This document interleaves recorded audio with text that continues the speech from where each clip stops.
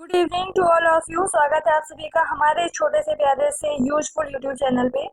आज 106वां क्वेश्चन है 3 marker MPPSC mains के लिए, पेपर थर्ड के लिए। ट्रांसफॉर्मर क्या होता है? तो ट्रांसफॉर्मर एक ऐसा यंत्र है जो विद्युत चुम्बकीय प्रेरण के सिद्धांत पर कार्य करता है। ट्रांसफॉर्मर एक यंत्र है जो कि विद्युत चुम्बकीय प्रेरण के सिद्धांत पर कार्य करता है और इसका कार्य क्या होता है कि जो हाई वोल्टेज यानी कि उच्च एसी अल्टरनेटिव करंट को निम्न एसी पे व निम्न एसी को हाई एसी पे यानी कि हाई अल्टरनेटिव करंट पे प्रत्यावर्ती धारा पे बदलता है। और ये डायरेक्ट करंट के लिए यूजफुल नहीं होता है, ये इनडायरेक्ट करंट के लिए या अल्टरनेटिव करंट के लिए यूज होता है। और इसका जो क्रोड होता है, ट्रांसफार्मर का क्रोड, वो किसका बना होता है? नर्म लोहे का बना होता है।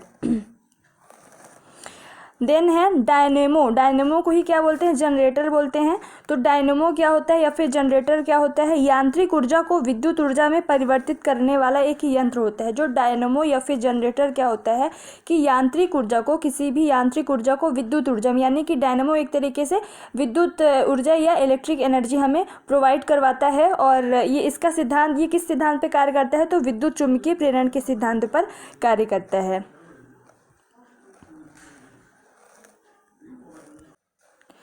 और विद्युत मोटर क्या होता है? विद्युत ऊर्जा को यांत्रिक ऊर्जा में बदलने वाला यंत्र है। विद्युत मोटर क्या है? एक ऐसा यंत्र जो कि विद्युत ऊर्जा को यांत्रिक ऊर्जा में बदलता है। इसकी विशेषता क्या है कि यह विद्युत चुम्बकीय प्रेरण के सिद्धांत पर कार्य नहीं करता। ऊपर के दोनों विद्युत चुम्बकीय प्रेरण के सिद्धांत पर कार्य कर रहे थे और यह विद्युत चुम्बकीय प्रेरण के सिद्धांत पर कार्य नहीं करता। कौन? विद्युत मोटर। ठीक है। देन है दूरी। किसी दिए गए समयांतराल में वस्तु द्वारा तय किए गए मार्ग की लंबाई ही क्या कहलाती है? दूरी। कि किसी पर्टिकुलर कोई समय है, उसमें जितनी दूरी हम तय करेंगे, जितने मार्ग, जितनी लंबाई तय करेंगे, उस लंबाई को ही क्या कह देंगे? दूरी। और दूरी एक अदिश राशि है, यानी कि दूरी में खाली परिणाम होता है, परिमाण होता है, इसमें कोई दिशा नहीं होती है पर्टिकुलर, और ये हमेशा धनात्मक होती है। ठीक है। फिर क्या है? चाल। चाल क्या होता है कि किसी वस्तु द्वारा प्रति सेकंड तय की गई दूरी, यानी एक सेकंड में हम कितनी दूरी तय करते हैं, वही चाल कहलाता है। चाल बराबर दूरी बटे समय। चाल भी अदिश राशि है और इसका एसआई मात्रक क्या होता है? मीटर पर सेकंड। दूरी पर बटे समय, यानी दूरी का एसआई मात्रक मीटर पर सेकंड, समय का एसआई मात्रक सेकंड होता है। ठीक है। फिर प्रक्षेप गति या फिर प्रोजेक्टाइल मोशन क्या होता है?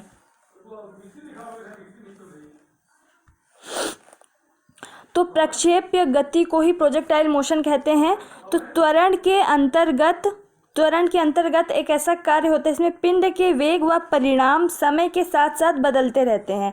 पिंड के जो वेग होते हैं, पिंड के वेग, कोई भी पिंड है, कोई भी वस्तु है, उसके वेग व परिमाण जो है समय के साथ क्या होते हैं? बदलते रहते हैं। तो पिंड एक वक्र पथ पर गति करने लगता है, यानी कि ऐसे किसी पथ पर, वक्र पथ पर गति करने लगता है, जिसे ही क्या कहते हैं? प्रक्षेप गति कहते हैं। और ये जो गति, ये जो मार्ग होता है, कैसा होता है? परवलयाकार। इसको जो कहते हैं, ये प्रोजेक्टाइल मोशन, ये परवलयाकार मार्ग पर होता है। और जैसे इसका एग्जाम्पल, धनुष से जो छूटा बाण होता है, हवाई जहाज से गिराया गया बॉम्ब होता है, और तोप से छूटा गोला, ये सभी परवलयाकार मार्ग पर चलते हैं और प्रक्षेप गति के उदाहरण हैं। और यह जो इसकी प्रक्षेप गति की जो गति होती है, कैसे? द्विविमीय गति पर होती है, यानी कि 2 डायमेंशनल होती है। और प्रक्षेप को अधिकतम दूरी तक फेंकने हेतु उसे क्षैतिज से 45 डिग्री के कोण पर ऊपर की ओर प्रक्षेपित करना चाहिए। तो ये लगभग 3 मार्कर के हिसाब से नहीं है, ये एक्चुअली 5 मार्कर के हिसाब से है, पर आप इसको छोटा करके लिख सकते हैं।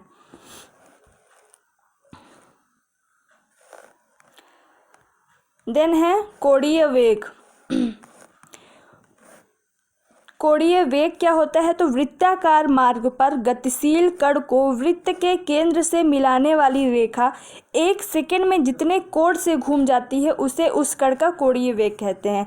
ये वृत्ताकार मार्ग हो गया, पर गतिशील कोई कण गतिशील है, उसको वृत्त के केंद्र से मिलाने वाली रेखा एक सेकंड में जितने कण से घूम जाती है, उसे ही क्या कहते हैं? जितने कोण से घूम जाती है, उसे उस कण का कोणीय वेग कहते हैं। इसको ओमेगा से दर्शाया जाता है और इसका जो फॉर्मूला है थीटा अपॉन टी, यानी थीटा पर सेकेंड। थीटा हो गया उसका कोण, जितने मतलब पर सेकेंड, यानी एक सेकेंड में जितने कोण से, जितने थीटा से वो घूम जाएगा, कण को वृत्त के केंद्र से मिलाने वाली रेखा जितने सेकंड में, 1 सेकंड में जितने कोण से घूमेगी उसे ही क्या बोलेंगे, कोणीय वेग बोलेंगे। ठीक है।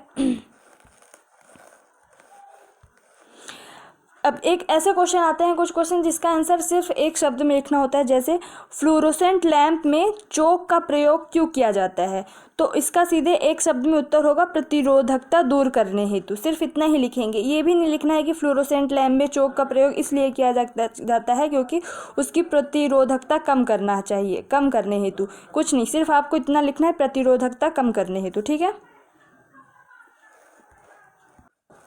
विद्युत धारा के चुंबकीय प्रभाव की खोज किसने की, ऑस्टेड ने। सिर्फ क्योंकि एग्जामिनर को उसको खुद को चाहिए कि जितना पूछे उतना ही हमको आंसर करना है, ना उससे ज़्यादा ना उससे कम। उसको क्या पढ़ी, एक्स्ट्रा नॉलेज आप दिखा रहे हो, आपसे ज़्यादा वो नॉलेजेबल है।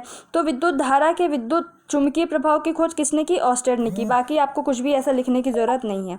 चुंबकत्व तो क्या होता है, चुंबक द्वारा लौह पदार्थ को अपनी ओर आकर्षित करने का गुण ही चुंबकत्व कहलाता है। ठीक। सर्वाधिक चुंबकत्व कहाँ पाया जाता है, चुंबक के सिरों के समीप। और चुंबकत्व कहाँ पे नहीं पाया जाता है, चुंबक के ठीक मध्य में।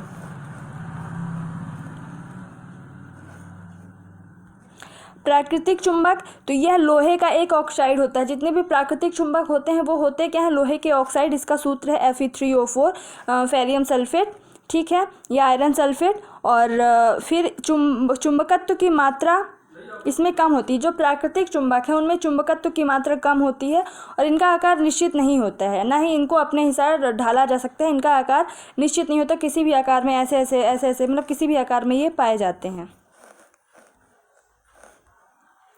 देन चुंबकीय क्षेत्र, तो चुंबक के चारों ओर का वह क्षेत्र जिसमें चुंबक के प्रभाव का अनुभव किया जा सके चुंबकीय क्षेत्र कहलाता है।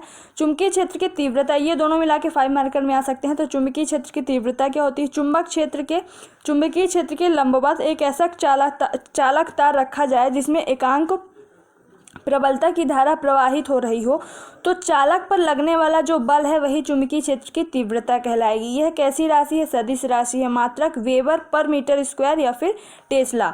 चुंबकीय क्षेत्र की तीव्रता का मात्रक टेस्ला होता है या फिर वेबर पर मीटर स्क्वायर होता है। ठीक है।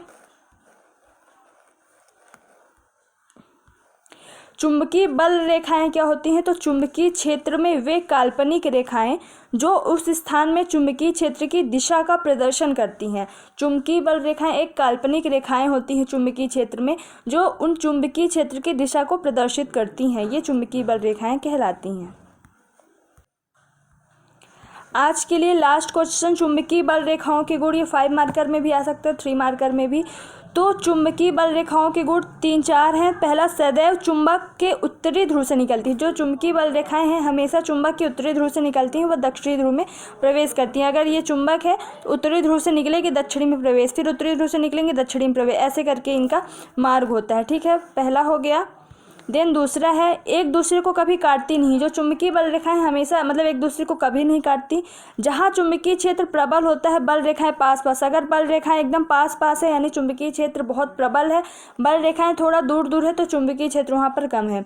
परस्पर, जो चुंबकीय बल रेखाएं हैं हमेशा समानांतर होते हैं, मतलब परस्पर यानी एक दूसरे के समानांतर व बराबर दूरी पर अगर होती हैं तो उसका मतलब है कि एक समान चुंबकीय क्षेत्र है। अगर ऐसे परस्पर समानांतर है और बराबर दूरी पर है तो उसका मतलब कि वहाँ पे जो चुंबकीय क्षेत्र है समान है। ठीक है, ना तीव्र है ना कम है, बल्कि समान है, एक समान है। तो ये हो गया आज के 15 क्वेश्चन, 120 कंप्लीट हो गया है 3 मार्कर सीरीज पेपर 3 में। Thank you so much. जय हिंद, जय भारत।